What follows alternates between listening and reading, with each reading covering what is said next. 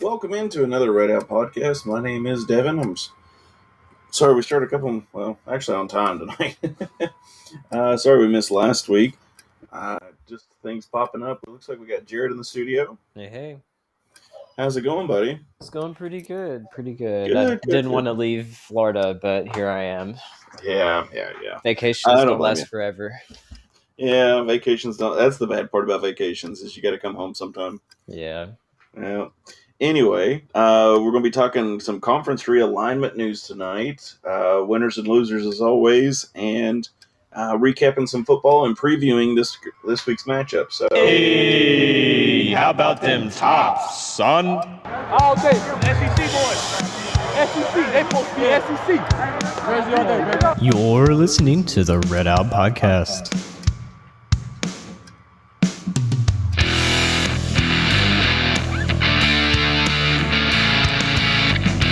gotta love that riff there, buddy.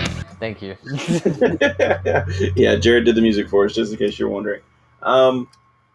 So I guess we'll start off with winners and losers. My big loser this week has got to go to our neighbor to the south, Tennessee. Yep. That is, I mean, I don't care what you think or how how your emotions are riled up. That's just so stupid. You just can't do that. You know that Lane Kiffin is going to hold on to that golf ball for the rest of his life. That golf ball was the funniest thing ever. I was like, of course, you're watching it. I was watching it on the news or whatever, and I was like, you got to be kidding me. And then they're like, oh yeah, and then he gets hit by a golf ball, and I was like, oh my gosh. And he kept said golf ball, or at least he still has it. He needs to make it a rivalry game and put that on a trophy. Make it like the golf ball game or something. Whoever wins gets to keep it. Put it in a little case. That'd be funny.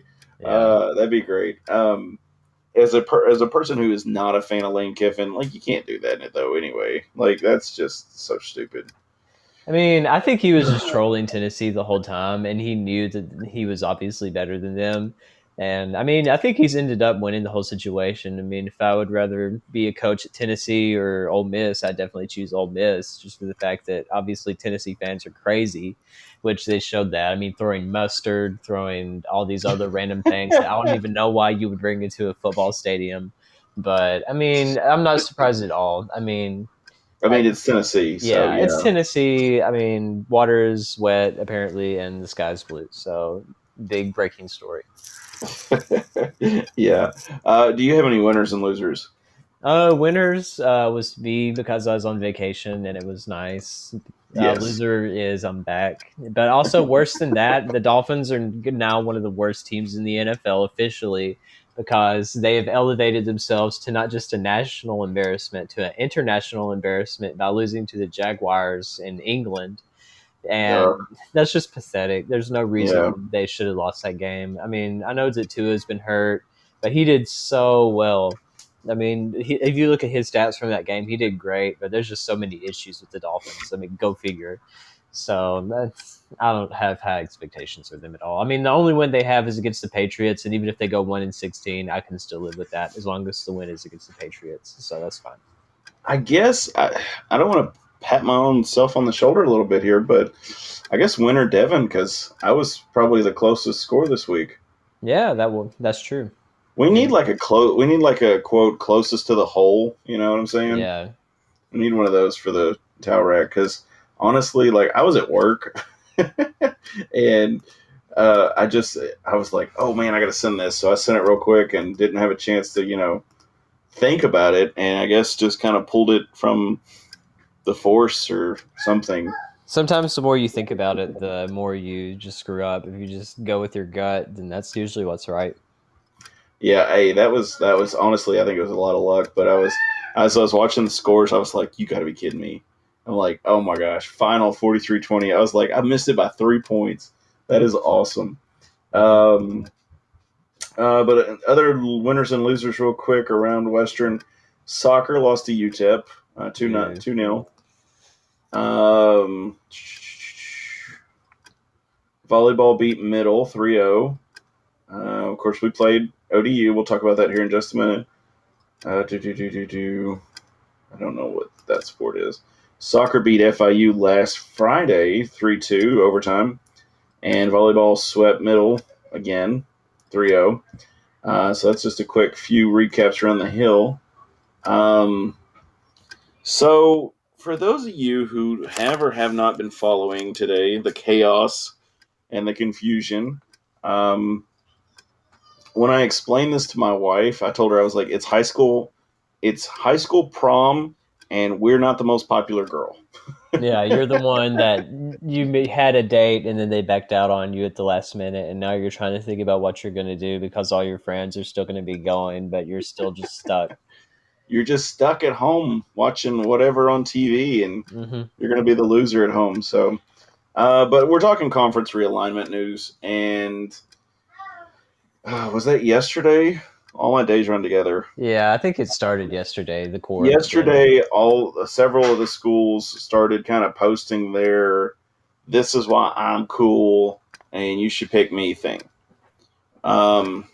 So Western posted theirs late last night as if it was some form of extra credit that they really didn't need to do. Just my analysis. Sorry. Sorry, not sorry.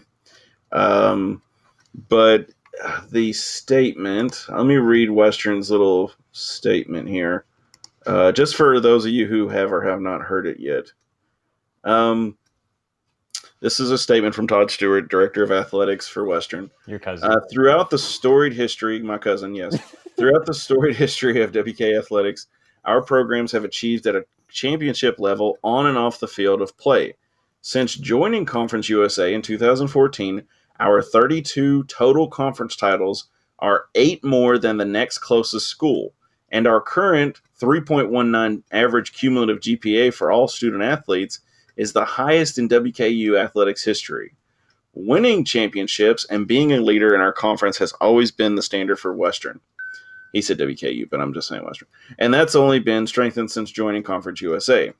NCAA tournament berths and bowl appearances are a consistent annual outcome for our programs.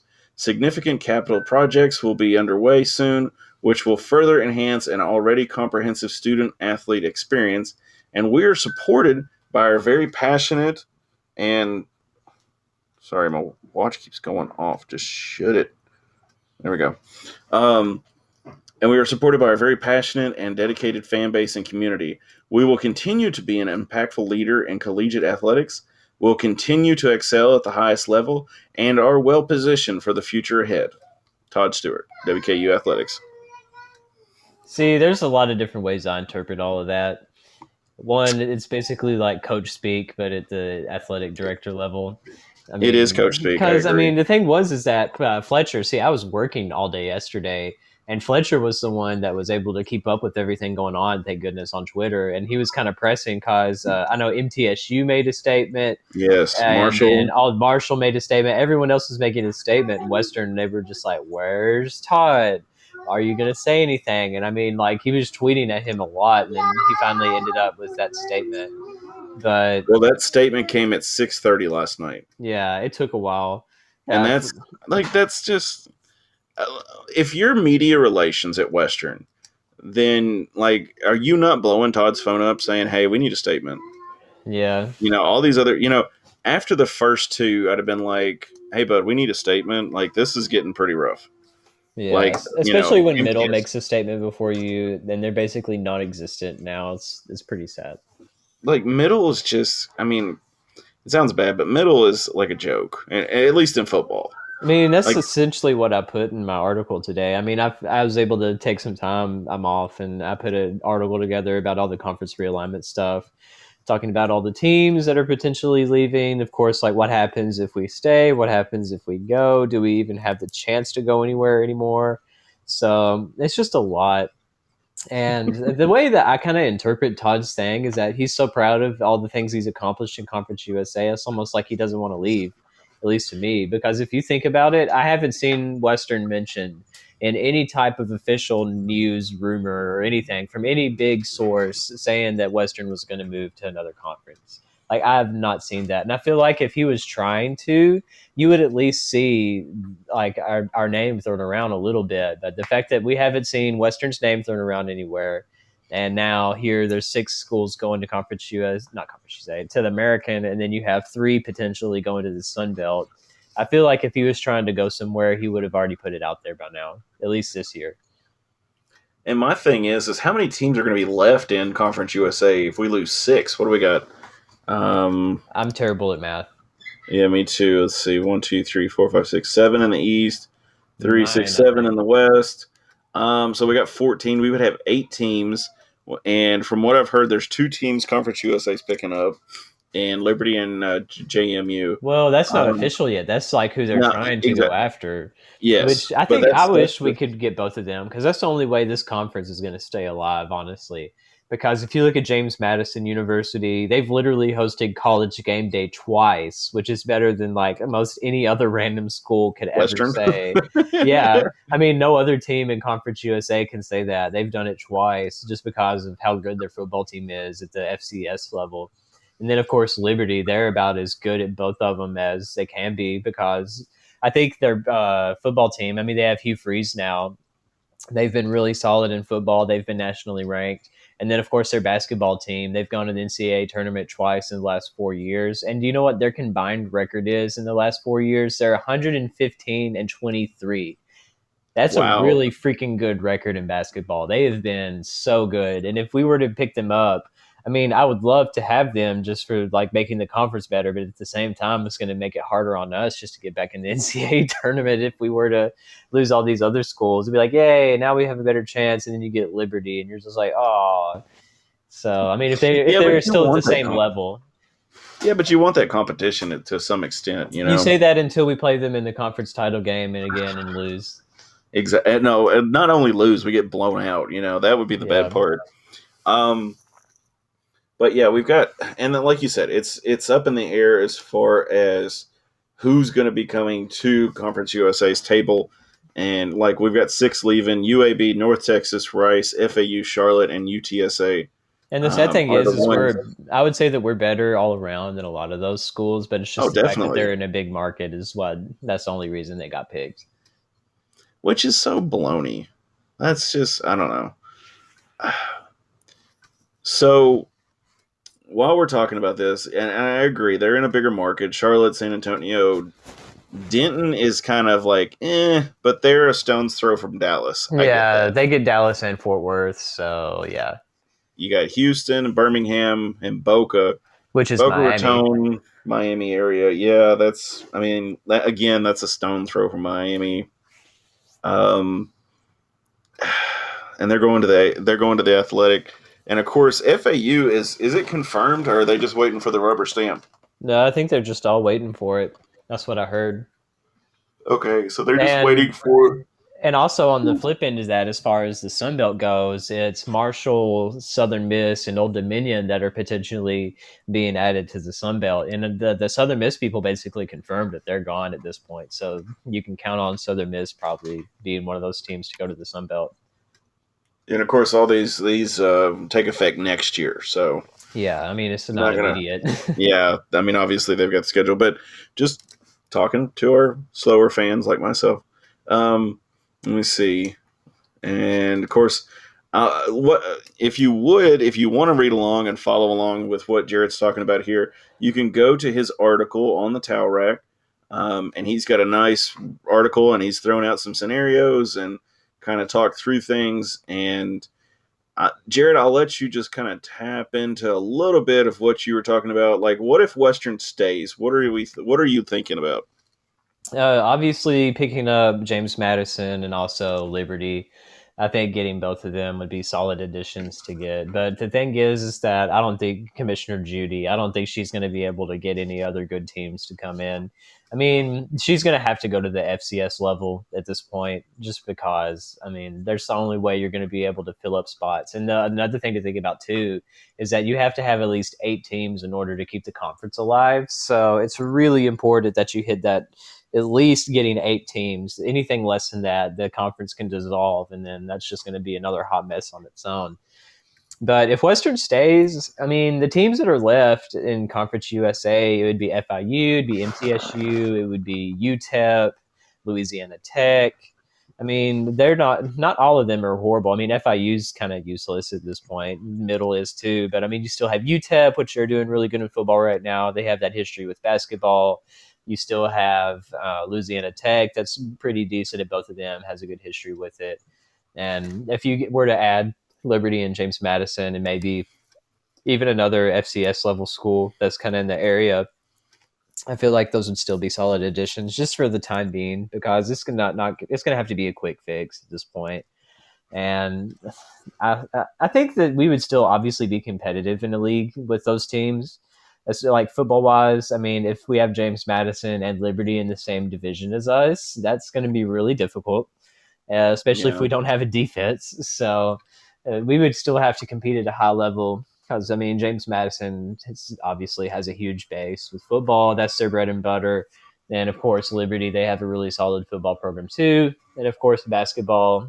James Madison, I don't know as much as like basketball that they do. Like they're not as big into it as they are football. But Liberty, God, we should fear Liberty if they were to actually join our conference, because that's going to be one, a really good game, and two, just going to be really, really tough competitor instantly coming in. So I think that helps a little bit by getting someone like Liberty to come in, but not every school is going to be at the FCS level is going to be as strong coming in as either of them would be. And of course, like on the flip side, thinking about if we leave, I don't think there's any options at this point except the MAC or just going independent. Because obviously, if we were going to the American, we would already be going along with all the other schools. At least to me, I feel like we would make that decision all at the same time. And two, I mean, Sun Belt. We're not going to go back to the Sun Belt. I feel like we basically burned that bridge when we left the first time. I don't know why we would go back or why they would want us back at this point. And then, I mean, the only other option really is the MAC, and we would be like the most southern team in the MAC. And obviously, it's not as good as it used to be. If we joined it, I feel like we would definitely be the best team all around in football and basketball. I mean, there's not a lot of competition, at least to the level that's even in Conference USA right now, that would be able to really rival us as much. We would definitely be top contenders. Just like when we took over Conference USA, I mean, we came in and started to dominate, and I feel like we would definitely do that in the MAC. So, I mean, obviously, I wouldn't want to do that. I mean, the TV deal is better, but at the same time, you're playing on like Thursday nights, Friday nights, but you're still on like ESPN2 or something. So you get a bigger national audience. It's just at a weirder time. If you try to go to a game, it's going to be harder to go if it's not on the weekend. So it's just so many different layers to all of it. And of course, like being independent, I don't think we could financially afford to do that right now. But it's just a lot to Yeah. think about. And I know that there's a lot of stuff that Todd's got to think about. I don't know if he wants to just sit it out another year and wait, because I know that's how he was leaving the Sun Belt, because MTSU went before we did. And then that's when we went to Conference USA. I don't know if he's just kind of waiting to see everyone else go and see how it looks or what. But if we lose Marshall to the Sun Belt, then there's no reason we should stay in Conference USA at this point. Just for the fact that we need to try to go with one of our biggest rivals. I mean, the Moonshine Throwdown has been one of my favorite rivals.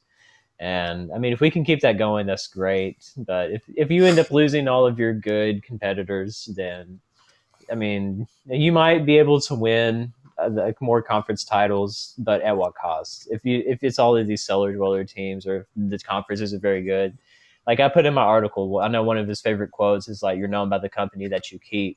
And if all that's left is just like horrible company, then what does it really say about us? That's what we're known Exactly. for. So, I mean, I doubt he read my article, but if he did, and hopefully that kind of resonated with him a little bit, give him something to think about, because that's one thing you got to think about with these decisions too, because you still want to grow your program. You still want to be nationally relevant. But if you just stay in a terrible conference, then it's going to be really hard to do that even when you're at your top level. Yeah. And I mean, like you said, the company you keep, like, at the end of the day, is it worth it to be playing some of these teams that aren't going to be any good? Like, you can FIU. have 20 championships, but it's like, is 20 championships really worth it? Like, if you go, let's just hypothetically say Western wins 20 championships, and every year we go to our bowl game and we lose the bowl game because the competition we play is not there. Yeah. You know, that's just like, is it worth it? And I don't know.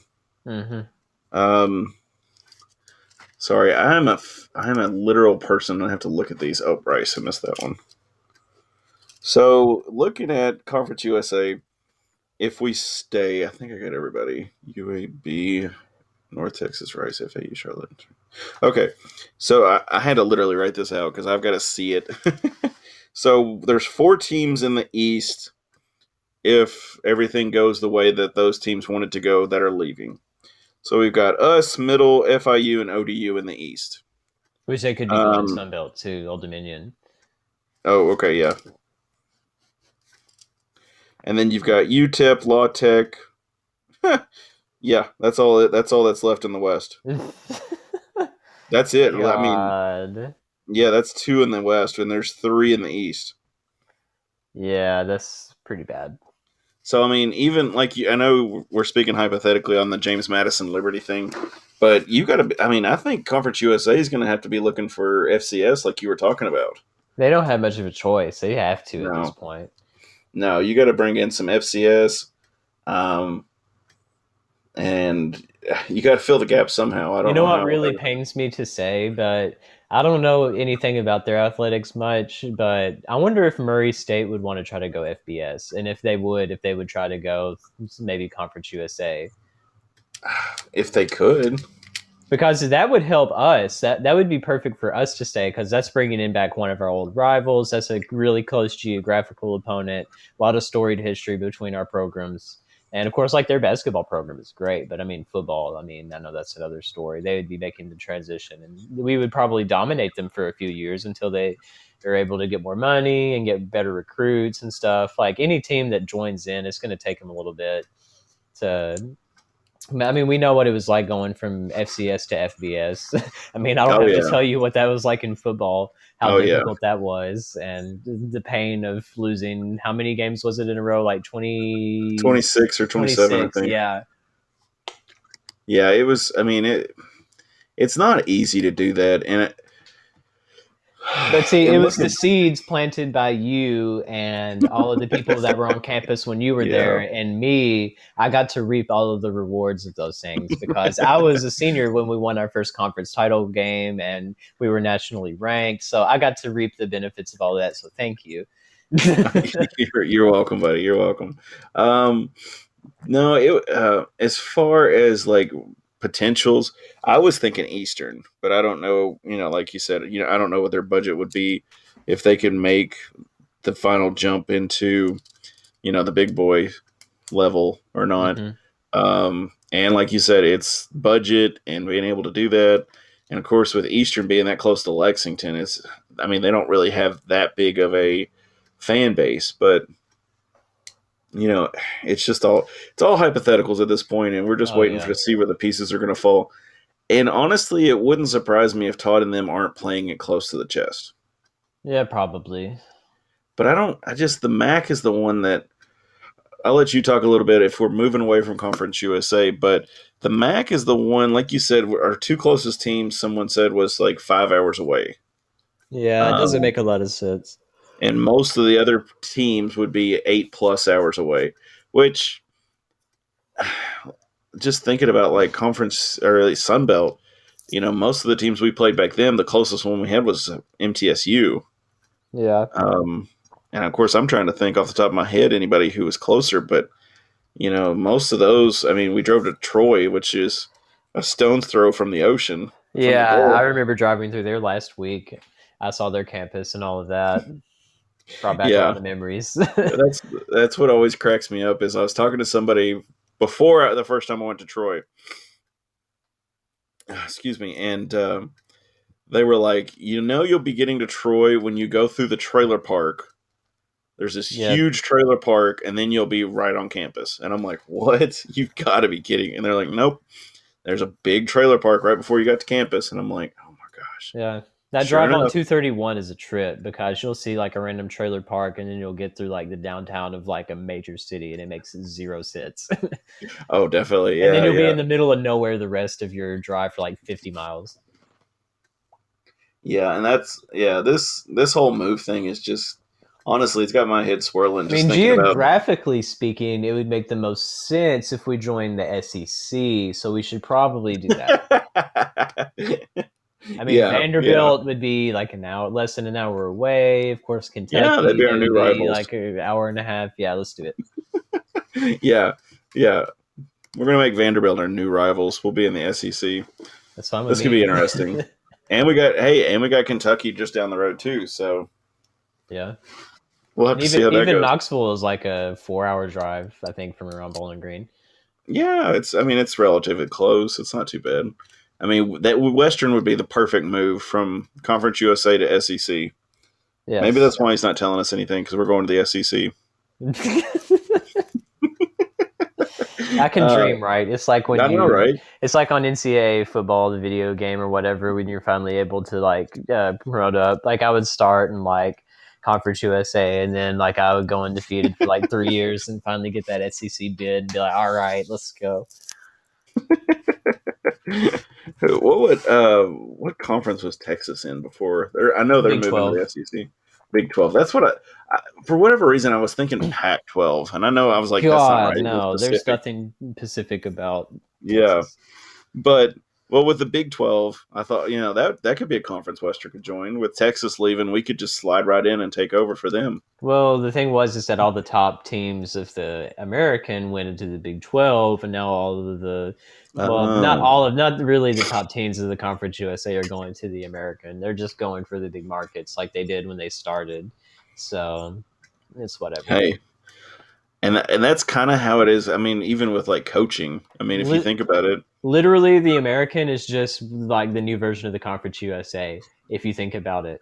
Because they're getting all the Conference USA schools now, and that's how it started. When they started, they had Louisville, they had UConn, they had all of these major teams. I mean, they were winning national championships, the American, when they first started, because they were able to get Louisville and UConn and all these other big, I mean, Houston, all of those big schools, and now they're gone. And now they're having to compensate for that. So like, oh, well, we'll just settle for, I guess, just these big market schools in Conference USA. We'll just take this one. They want to take Florida Atlantic with like a high school level gym for basketball, which is fine. But they have Willie T. That's one thing someone said, is that like wherever Willie T is, there's always like a conference readjustment, because he was at Western when we went from Sun Belt to Conference USA. He was at McKay. South. Yeah. Oh, yeah. And then he was at South Florida when South Florida went from Conference USA to American. And then all the other ones that he's been with is crazy. Yeah, I mean, and that was my thought, though, is Willie T had success at Western, and then he went to, was that Central Florida, I think, or South Florida?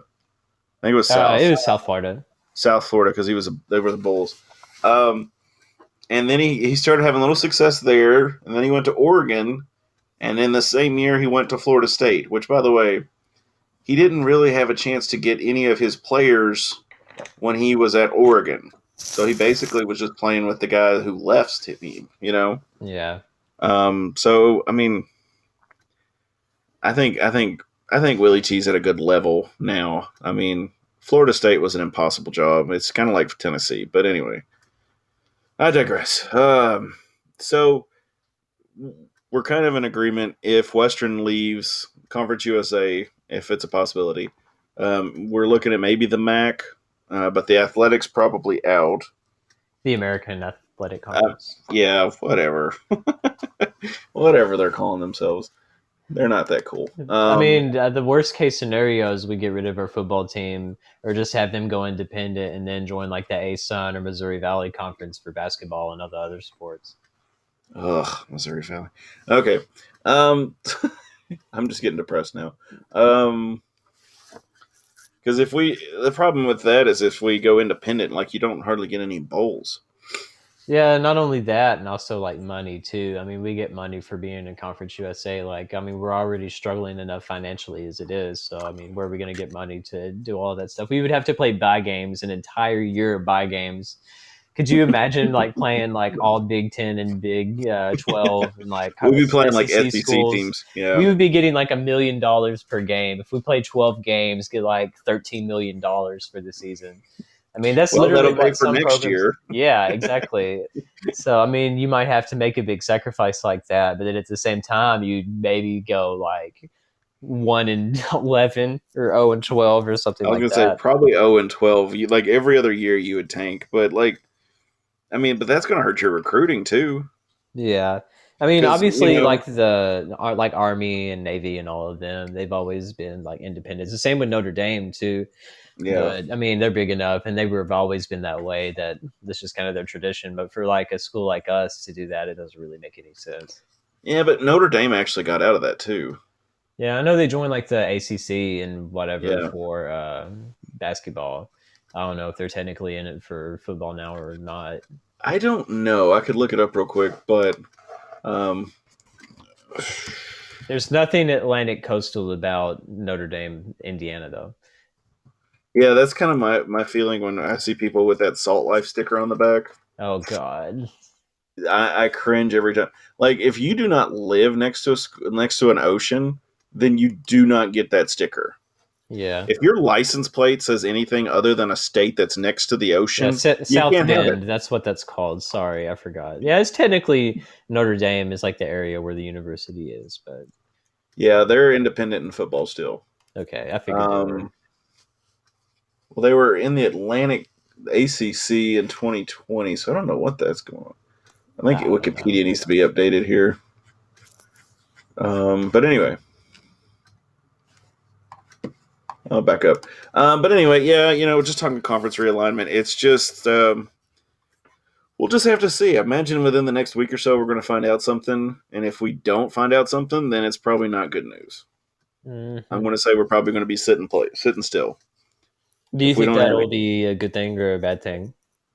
If we stay in Conference USA, it depends on if Conference USA is able to get good teams in. If they don't, it's a bad thing in my view because you don't have the competition.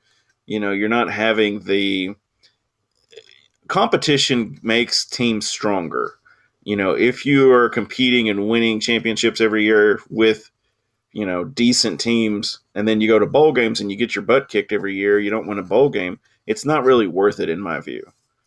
I want to have that deep rivalry like we did with Middle back in the day and Marshall, and be able to go against these teams and actually every year and you just loathe them because they beat you or you beat them, or they had the basketball that went in all the way around the hoop and then finally went in and they beat us by 2, or Yeah. or we beat them when they were number 25. Like that's what I want. Mm-hmm. I want that rivalry back that actually matters to the opponent. I mean, our first year in Conference USA was the best that the conference had ever been. I mean, that was when Old Dominion was nationally ranked in basketball. That was when, like, football, I mean, Marshall was nationally ranked. And that was the last time Conference USA has really been relevant. So, I mean, just the fact that Sunbelt is a bigger destination than Conference USA now is pretty sad. I just feel like we're on a sinking ship at this point. It sounds like it, honestly. I mean, when you've got 2 teams in the West and 3 teams in the East and 2 teams in the West, like that's just depressing. Like I saw a meme earlier with the Will Smith Fresh Prince of Bel-Air last episode. Oh, yeah. And he had all of the school logos that are still left at Conference USA on it. And it's like, yep, that's about what it feels like right now. Yeah, I posted the one. It's like Squidward looking outside of his house, and like SpongeBob and Patrick are running around. And I put did like see that Conference one. USA is Squidward, and then like the American and Sunbelt is SpongeBob and Patrick. I did see that one, yes. That's the bravo, sir, bravo. So let's move on. Just trying to get a little bit going on here. Briefly, Western played UTSA 2 weeks ago. Work was crazy for me, and I had Abby, and Jared was on vacation, so I figured it probably wouldn't be a good show of Jared in a sports bar, because God knows how we would hear each other. And with Abby here screaming and playing, I don't think that would have worked out quite so well. But it was a very depressing game, especially with the ending. And basically Western was in that game all the way up until the final few minutes. Basically, the final play. I mean, that Yeah. interception. I mean, Zappi was doing everything he could, and it just has that one bad pass, and that's what cost us the game. It did. And it just, like, I'm just watching it, and literally it took me a minute or two to pick my jaw up. It was like, are you kidding me? Yeah, But it hurt. It was but painful. Western stayed with them. That is a one play game that if that ball had gone a different way, or if he'd have thrown it to a different receiver or anything like that, we could have won that game. We could have made their season, they could have been, God, I wish they would have been that team that lost, and, we upset them. Because, yeah, seeing that meme with the this teams that are 7-0, barf. Anyway. But Western had 670 yards to UTSA, San Antonio. UTSA's 564. We each had 2 God. turnovers. We each held the ball for about 30 minutes. We had it 8 seconds longer than they did. And Western had 35 first downs, and they had 32. I mean, basically, that game was anybody's game. Yeah, I mean, it is close. Yes, I mean, it really was anybody's game. Like I said, I think that's one of those that if the ball rolls one way, hypothetically, if the ball goes one way, Western wins. If it goes the other, they won, and it just happened to go to their favor. But moving on. 2 more happier things. Western beating ODU 43-20. And of course, the announcers, all they wanted to talk about was how great ODU's defense was. And Western just handled them very well. I mean, I just can't talk enough about how well they did everything. I mean, all the way through the second half, our defense only allowed a field goal. Their defense allowed 4 touchdowns and a field goal. A field goal with no time remaining to end the second quarter, which that's amazing, by the way. ODU did not score a touchdown until the fourth quarter. Yeah. I mean, our defense looked a lot better. Like, this is like what you want to happen in games. Like, this is like where you take out the film and you go, guys, we need to do this every week. Yeah. ODU had 3 turnovers. We had 1. I literally tweeted that out during the game. I was like, can we play Old Dominion every week? No kidding. I mean, we had 29 first downs. They had 23. Time of possession's about the same. I mean, time of possession, I keep saying that, but like it's not really that important with Western as much now because we're doing a lot of hurry up stuff. Jared, do you think that Bailey just watches for Stern? Because I feel like that kid gets the ball like a ton. I mean, they just have like a surreal connection. I mean, it's amazing. I mean, they really do. I don't know what we would do without him, though. I mean, he's just like the most reliable receiver on the team. So and I think that's why he goes to him. Yeah, I mean, he can always count on him for the most part. So, I mean, it's fine with me if he averages 200 yards catching and Zappi has like 500. If they can keep that going, I mean, might as well do it while you can. Zappi threw for 397 yards and 5 touchdowns. I love that kid. I'm sorry. Yeah. Sorry, not sorry. Some Dowdy numbers. That's Dowdy numbers. That's Bailey Zappi being the Ryan Reynolds of Western football right now for me. But of course the 1 interception. Yeah, I'll take it. Leave it or leave it. But we need to do better as far as that goes. But what did you think of the game overall? The Old Dominion game, it was definitely what the team needed. They needed to get back in the win column. Because if we would have lost, then the season's basically over at this point. I don't think we'd be able to get bowl eligible if we lost that game. So that was a must win. It's good to get it behind us. It's good to give the defense a little confidence as well, especially going into FIU. I mean, they're basically the same thing as Old Dominion, if not a little worse. So yeah, I did my Q&A with Eric Henry for Underdog Dynasty, and he's one of the FIU beat writers. And I mean, I learned a lot from him. I'd be honest if I said I knew anything about FIU's football team this year, but same boat. But the thing is, I mean, they're 1-5. They're not a very strong team. I mean, defensively, they've been giving up about as many points per game as we have. And offensively, I mean, their quarterback is okay, but I think they said that they were like one of the worst schools in the whole country, like in the red zone. Like it's really hard for them to score for whatever reason. So if that holds true, then hopefully that'll help us a lot. But yeah, getting the Old Dominion game and being able to finally get a win, because it wasn't until like September 4th that was our last win. It's been over a month. Oh my gosh. It was a long dry spell. We definitely needed it, and hopefully that gave the defense a little confidence moving forward. Yeah, I mean, you got to have that confidence builder like that.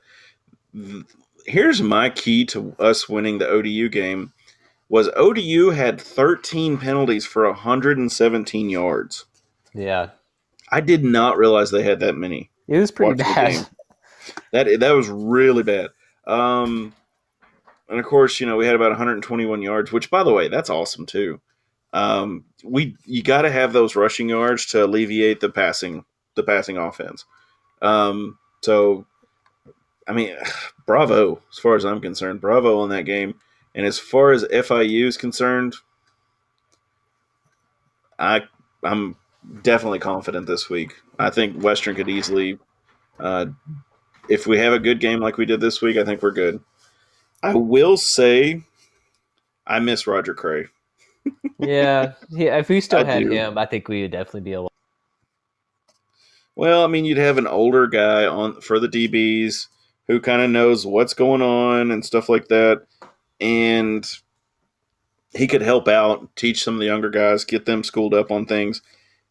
And it's not going to hurt. I mean, it's only going to help us.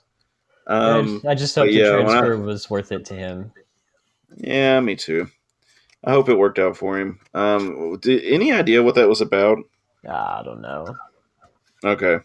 I didn't know if maybe you'd heard something or whatever, but I hate it for him, honestly. I hope everything worked out for him and he's enjoying his time there, but hey, all the best, bud. All the best. Looking at stats for for Western and FIU, looks like the money line has got us at a -15. We're going to be playing down there in Miami, which, by the way, it was one of my most favorite environments to play in because there's a very big Hispanic population around the stadium there, and so when they tailgate, they would play Hispanic music, and nice. it was like the most random thing. You'd be setting up, getting ready for the game, and all of a sudden you're like, living La Vida Loca or something, and you're like, what the I remember the first few years I was sitting there and I'm like, what is going? And then you're like, I'm in Miami. There's it's a heavy Hispanic population, and it's like, oh, okay, this is kind of cool. I can live with this. But Western's got Zappy, who's thrown for 2,600 yards, 2632 yards this season, 26 touchdowns, 4 interceptions. Their quarterback's thrown for about 18 or 1,900 yards, 14 TDs. Running back's got about 500 yards. Ours has 229. And Stearns has got 952 yards, where their closest guy has 672 yards. So just looking at some stats here, Western's blowing everybody out of the water on offense, 545 yards. FIU's at 433. And yards allowed, we're at 474, and they're at 482. So this is going to be a heavy offensive game again this week. Excuse me. So I mean, I can definitely see Western winning by 15 easily. That's an easy win. I think that's an easy win. I'm not giving betting advice, so for those of you who are listening and thinking, "Oh yeah, you do whatever you want to do. It's your money." If Western's playing, just take the over at this point. Yeah.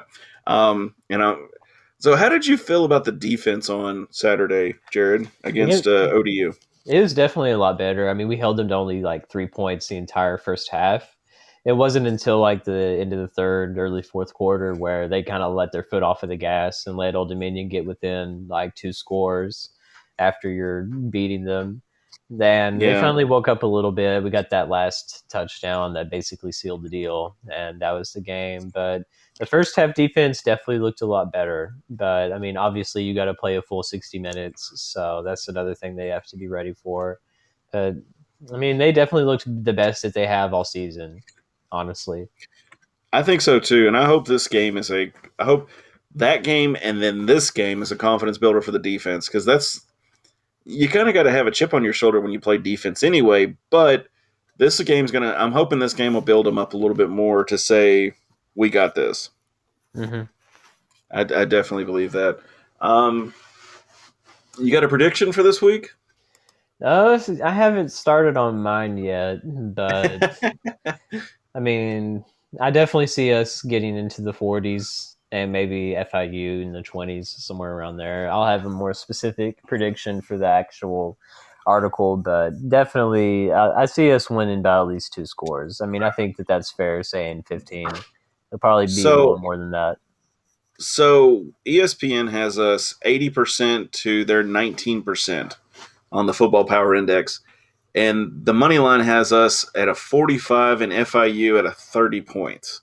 Does that sound reasonable? I mean, that does sound reasonable, yeah. I completely agree. I may actually copy that this week. Spoiler alert. um, but anyway, so I guess kind of my last thing I guess we'll talk about here tonight. I thought we'd be a little more pressed for time, but kind of blew through those two. Is our favorite scary movies for Halloween. Man, there's so many. Okay, so I guess if you need to think a minute, I will tell you my favorite one. Go for it. Cabin in the Woods. Oh, that's classic. I love Cabin in the Woods because not only does it do the scary trope, the horror movie thing, but it also it kind of makes fun of itself. Yeah. And I just always enjoyed that. I always thought that was great. So that's probably one of my more favorites. Yeah, that's another good one that I like too. I mean, just like you taking all the naive college students, putting them in the middle of nowhere, and having all these monsters, but like it's actually like this entire system that runs everything and sends the monsters, putting all the bets on everything, like how long they last. It's hilarious. Yeah, the betting poll was funny for me, and of course, even the ending of one of the administrators, who, spoiler alert, I guess if you haven't seen this movie that came out in the mid 2000s, the administrator getting killed by the monster that he always wanted to see come out. That was funny for me. Yeah. Um, But it makes you wonder, like, what if that's an actual thing, and there's like certain sacrifices that have to be made to like appease some random being like that. To appease some random ancient deity, yeah. Hopefully not. I'm just glad I didn't go to those cabins when I was in college. How about that? Yeah. Don't go east to Somerset. Don't do it. Yeah. I'm just glad I'm not a college kid doing that now. So your scary movie. What do you got, bud? Oh man. I mean, I got to go with. How about this? How about this? Why don't you name your top 3 if you can? I'll just name some favorite ones, but I mean, definitely up there is the Insidious series. I'll just say that whole series. Well, at least the first 3, like everything after the third one, I didn't really care about as much. But especially the first 2 with Patrick Wilson, like those are incredible. And then, of course, like I'm a big Patrick Wilson fan. Of course, the Conjuring movies too; those are really good. Like I'll just say series, I guess. Yeah, I mean, I enjoy The Conjuring. That's a good series. Yeah, and then of course, movies. New ones. As far as new ones, though, Quiet Place. Both of those have been really good. Like John Krasinski, like what he's doing, super duper good. Like both of those have been phenomenal. And like maybe I don't know if psychological thriller counts or just like really like mind bendy stuff. But one of my favorite ones is Coherence. That's like this super low budget film. I think they put 50 grand into it, filmed it in like a week with the same crew. And it's about like the basis of it is like there's this comet that's going over, and it's like all these friends that are reunited and having dinner together. And this comet goes over, and all this weird stuff happens when the comet goes over. Like it's basically causes like this huge like dimensional shift or whatever. And like as the movie goes on, it's just like all these weird things start happening to them, and it's because like it's like a dual reality kind of thing. It's super duper mind bendy, but like I'll never forget watching that and then going and taking my dog out for a walk at night. I'm just like, what if I go into my house and it's not my house? Because that's like the whole basis of the movie. Is that like they went out because there was like all this stuff that happened in their cars, and then they go in and then they find out that it's not like their house. It's super duper good. It's free on Amazon Prime. I think it's on a lot of different places. It's called Coherence. Look it up. That's pretty cool. It's super cool. That's pretty cool. I will tell. Okay, have you ever seen the movie Teeth? Teeth? No, I have heard of it though. Okay, so the premise of the movie is that this family lives near a radioactive a reactor, a nuclear reactor, and this little girl mutates to have teeth in her mommy parts.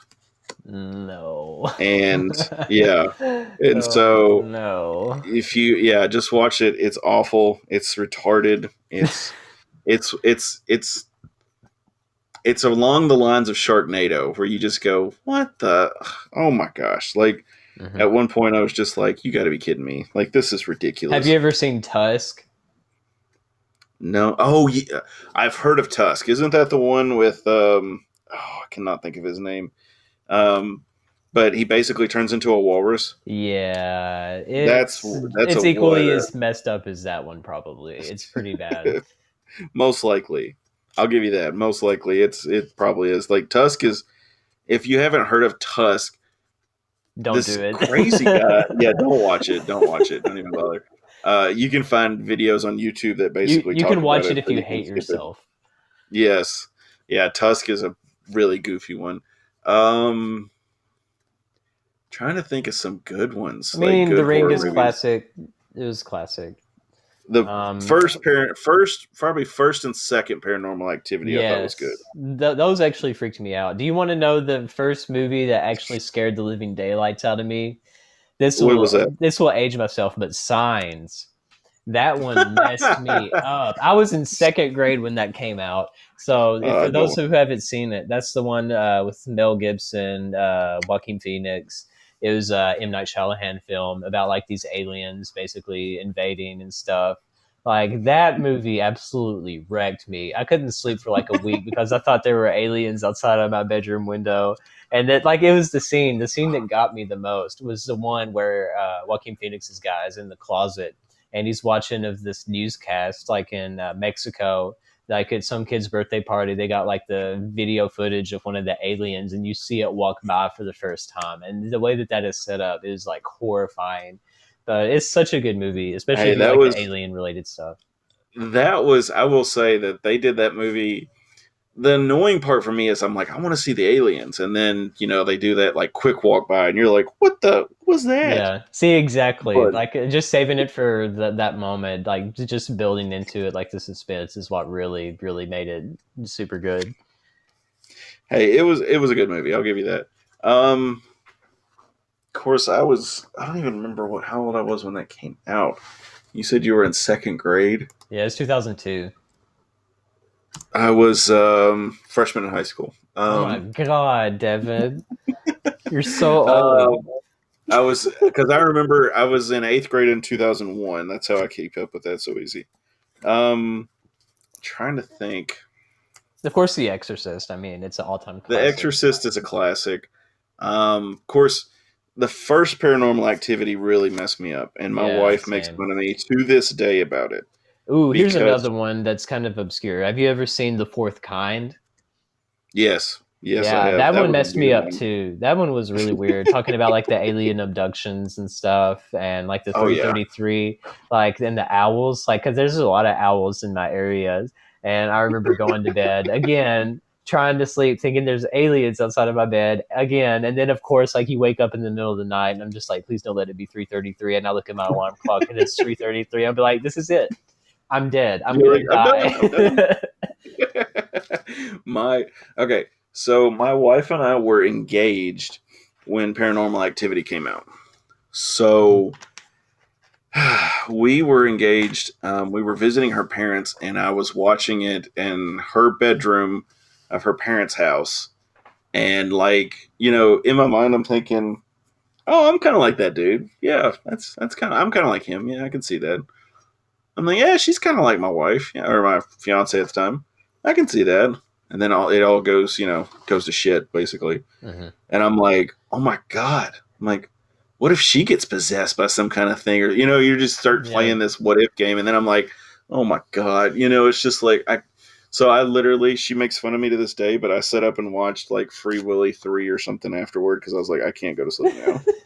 I can't go to sleep. You gotta have your comfort food, man. I Yeah, understand. you gotta have your buffer movie or something or cartoon to watch after. See, just wait, Devin. Just wait. It's all fun and games until Abby starts talking and has an imaginary friend in your house. Oh, shut up, dude. That imaginary friend is gonna have to wait outside. That's all I got to say. Yeah, good luck with They're like, that. "Come here, Joey," or whatever. I'm gonna be Or like, some "Who really the creepy hell is name. Joey? We ain't doing this." Be like, Yeah. "No, no, no, son. He can go somewhere else. This ain't happening." I'm sorry, but like, I watch all these movies, and I think to myself, that is one crazy ass white person. Yep. And being a member of the white race, I think that still, I'm like, they crazy. Yeah. It's like you hear a noise down a hallway. It's like, I'm not going down that hallway. It's like, nope, nope, nope, nope. I've But seen it's this movie. the I know where thrill this of goes. knowing to be like what's there. Like just seeing what's Let's see there. what's there. My wife makes fun of me because, like, if I hear a noise in the middle of the night, if I hear something, I'm going to grab my gun, first off, because I'm an American. That's what we're going to do. And second off, I'll be like, we've got an older pup, and I'll be like, Sammy, go see what it was. And I'll Go stand get by the him. door and wait. Because I figure, if somebody's in the hallway messing around, which, by the way, never happens, but if somebody's out Obviously. there, then she's going to go get them, and they're going to look down at her first, and then I can pop around the corner and get an easy shot. Yeah. That's my story, and that's what I'm sticking to. See, I'm the kind of opposite. I go to all the horror, like the haunted houses, and like actual haunted houses too, like the Octagon Hall in Franklin. I remember doing the tours of it as a kid. That scared me so bad. When they used to do the public tours during the month of October, I wish they would bring it back. They just do like the novice ghost hunts now, but they used to have like the haunted hall where they would do like the ghost tours at night. And I remember being a kid the first time going on that. Like I remember doing the tour and I was like glued to my mom or my dad the entire time. And part of the tour you go down to the basement, which is where the little girl died and everything. And like I didn't even go to the basement. That's how scared I was. I was like, I gotta get out of here. And I mean, I've seen a lot of weird stuff there too, but like a door opening right in front of me, and there was like no one on the other side of it or anywhere remotely close to me. And I mean, it was built in the Civil War too. I mean, they didn't even have electricity in there until like maybe 10 years ago or before, like at least when we would Wow. do the tours, like it was all candlelit. And there was one time where the candle actually blew out and it was total darkness. And that was when I was a kid too. I was horrified. But yeah, a lot of weird stuff there, but I would go ghost hunting somewhere. I'd be honest. I would do it at least once. I did. Okay, I knew a person who used to ghost hunt, and he said something followed him home, and he will never do it again. Yeah, no, that is sus. I would have That's issues with it. that. Like that was my fear too as a kid. Is like, what if the ghosts that are here followed me home, and then I wasn't able to sleep? Then it's a miracle I slept as a child. Honestly, as much as I tortured myself watching Signs and then other alien Signs, movies. yeah. Like, I work at a funeral home, and I walk in and out of that You're place in the completely dark. desensitized. Don't even talk. Yeah. I mean, like, I don't fall for a lot of that stuff that people talk about, and ghosts and stuff like that. And I'm like, I just cannot believe that that's all there is. When you die, you become a ghost, and it's like, come on, you can't do. I mean, now, granted, I'll give you this, and this is my little theory that some places may have so much energy, whether it's for instance, let's say like the place in Louisville, Waverly. Um, there's so much kind of hurt and negative energy and stuff associated with it that something could be there. I don't know. I've never been there. I couldn't tell you. Mm-hmm. But just hypothetically, that's just what I'm talking about. You never So know until you experience it firsthand. Touche.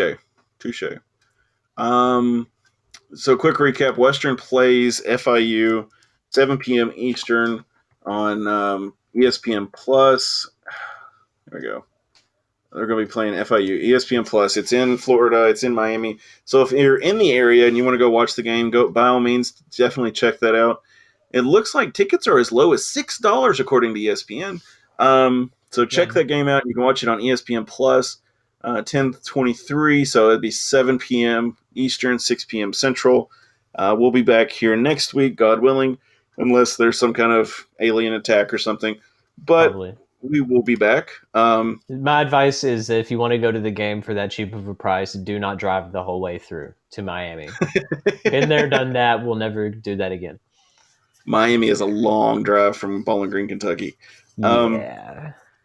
But definitely check that out. Check out the Towel Rack. Follow them on Twitter and all that good stuff. They'll be keeping us updated on the conference realignment news. And hopefully we'll be hearing something in the next few days. Yeah, the craziness of it. But as always, guys, go Tops. Go Tops.